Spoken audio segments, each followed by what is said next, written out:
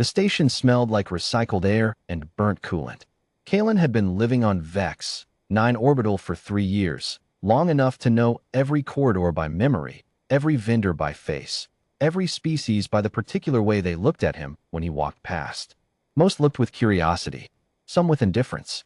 The Drathkai looked with contempt.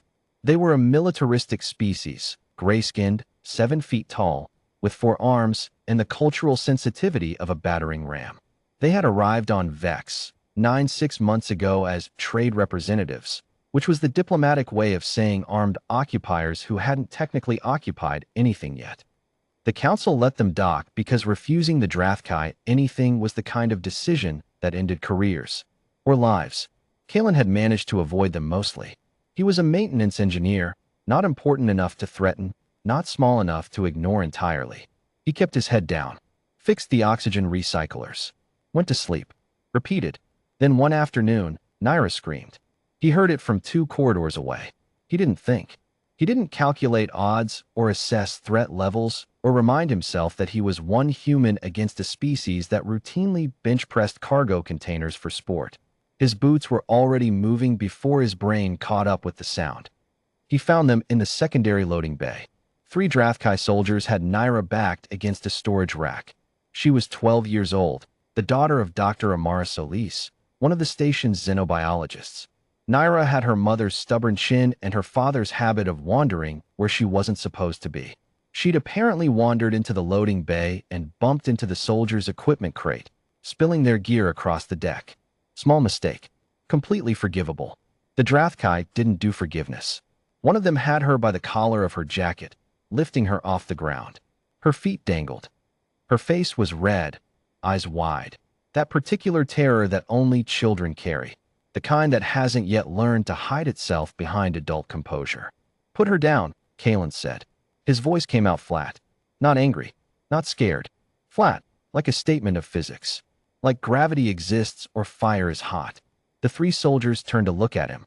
The one holding Naira tilted his head with amusement. His translator bead pulsed yellow at his throat. Human. It rendered his words into standard. This is a Drathkai disciplinary matter. Walk away. Last time, Kalen said. Put her down. The soldier laughed, a grinding, metallic sound. He said something to his companions in their own tongue. They laughed too. Then he shook Naira. Hard. Like she weighed nothing. Something in Kalen's chest went very, very quiet. Later, people would ask him what he was thinking in that moment. Station security. The council liaison. Dr. Solis herself, hands wrapped around a mug of something hot, eyes searching his face for something she couldn't name. He told them honestly, nothing. He wasn't thinking anything at all. He crossed the bay in 4 strides. The first soldier, the one not holding Naira, the one closest to him, raised an arm to intercept. Kalen ducked under it, grabbed the arm at the wrist and elbow, twisted his whole body into the leverage point the way his uncle had shown him in a garage back in Manitoba when Kalen was 16 and angry at everything. The soldier outweighed him by 300 pounds. It didn't matter. Physics doesn't negotiate. The arm bent the wrong way. The soldier went down screaming. The second soldier swung at him with a closed fist the size of a small anvil. Kalen took it on the shoulder. It spun him sideways, cost him a full second, sent white static crackling across his vision. He used the spin. Let the momentum carry him into a grapple, got his arm across the soldier's throat from behind, and squeezed with everything he had. The Drathkai grabbed at him with 2 of his 4 arms. Kalen locked his legs around the soldier's torso and held on. 12 seconds. That's how long it takes a large mammalian body, regardless of species, regardless of size, to pass out from carotid compression. 12 seconds. The soldier dropped. The third one, the one holding Naira, had finally released her. She hit the deck and scrambled behind the storage rack. Smart kid.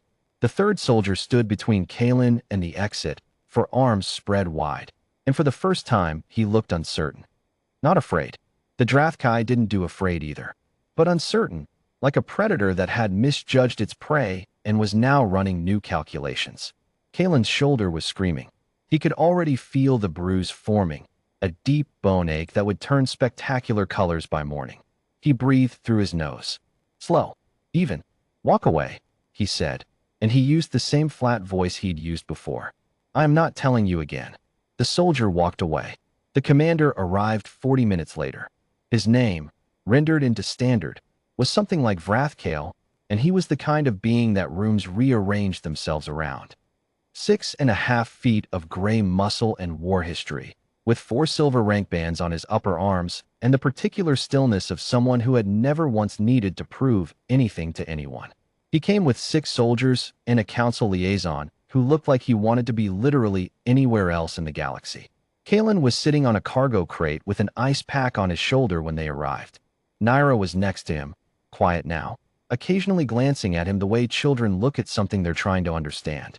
Vrathkale stopped in front of him and said something. The liaison translated, voice carefully neutral.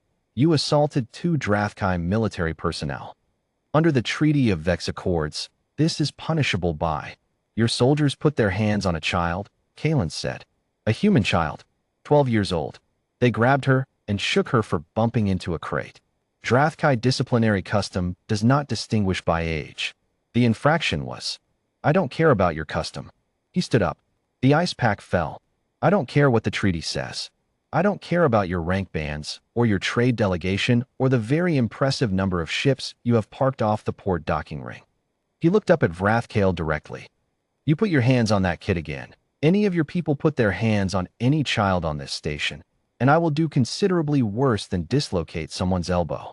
The liaison stopped translating mid-sentence. His mouth was slightly open. Vrathkale studied him. Long, slow, the way old predators look at things, not measuring whether to attack, but measuring what exactly they were dealing with. Then he said something short. The liaison swallowed.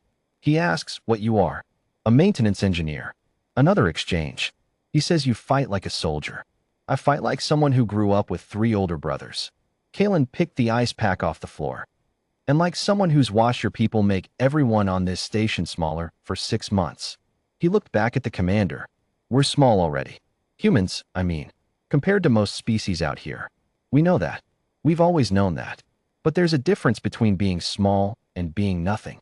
He gestured toward where Naira had been. She is not nothing. The silence stretched. Then, slowly, unmistakably, Vrathkale did something none of his subordinates did. He inclined his head. Not a bow. Not submission. Something else. Something that looked, in its own alien grammar, almost like respect. He said one more thing. Turned. Left with his soldiers. The liaison stood frozen for a moment. What did he say? Kalen asked. The liaison blinked. Seemed to come back to himself. He said, we did not know you kept that in you. That night, Naira found Kalen in the maintenance corridor where he was replacing a faulty pressure seal. She sat cross-legged on the floor beside his toolkit and watched him work in silence for a while. Then she asked, were you scared? He thought about lying. She deserved honesty more. Yes, he said. You didn't look it. That's the trick. He tightened the last bolt. You feel it. All of it. And then you let it run underneath, like engine noise. You don't make it stop. You just don't let it steer. Naira was quiet for a moment, processing this with the particular seriousness of 12-year-olds confronting ideas slightly too large for their years. Is that a human thing? She asked. Kalen picked up his toolkit and considered the question properly. The thousands of years of it, the endless catalog of impossible situations his species had walked into and somehow walked back out of, battered and stubborn and refusing, always refusing, to be nothing. Yeah, he said. I think it is. The Drathkai trade delegation left Vex, 9 orbital 11 days later. They did not put their hands on anyone before they went.